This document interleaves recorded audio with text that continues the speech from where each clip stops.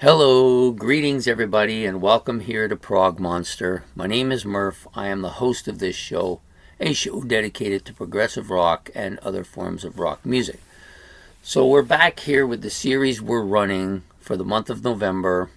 This is day 2, only this one and one more to go, of my favorite rock albums from the year 1979.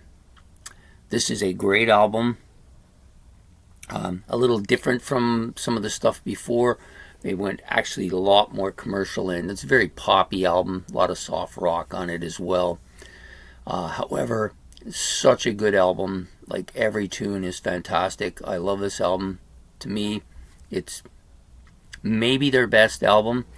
And of course, we're talking about Supertramp's Breakfast in America, coming here in day 2 for me.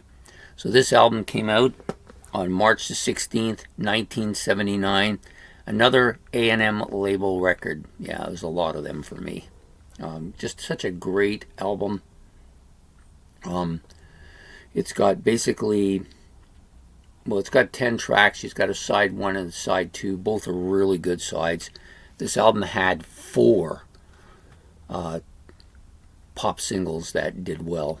So we'll start out Gone Hollywood. This is one of the songs on the album. I'm not as big on this song. I don't mind it. It's not as memorable as some of the others, though. That's the only thing about it. But to me, it's a good song, but just not a great song. The Logical song, of course, is their big hit that did very well. It's such a good song. Roger Hodgson really nails this song. It's just so different than a lot of other stuff that I've heard from them, but I just love it. I think it's great. Then you've got Goodbye Stranger, another big hit for them.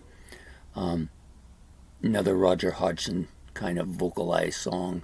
Really catchy beat, really up-tempo song.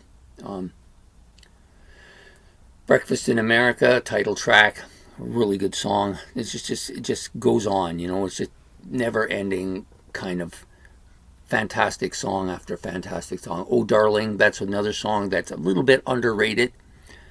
Probably deserves more attention than it gets, but it's so good. So that's your side A part. Then your side B, Take the Long Way Home.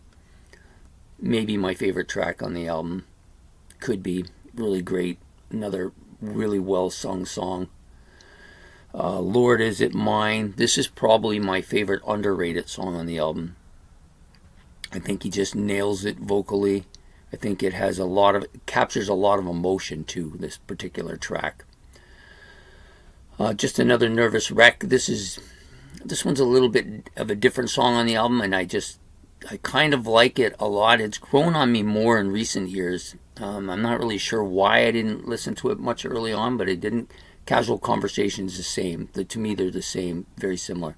Then you have Child of Vision, which is another underrated track. Could have been a hit. I think so as well, but you can only have so many hits on an album, right?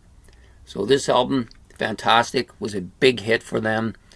I enjoy it a lot. It's an album I go back to fairly regularly now. I did go for a period of time where I didn't listen to it much, and I think a lot of that had to do with I just listened to it too much.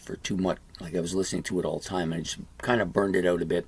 But I go back to it now. I go back to it a little more than I used to. In fact, I got to make a trip to see my daughter today, and it's going to take 3 or 4 albums with me, and this is one of the ones I'm going to take with me.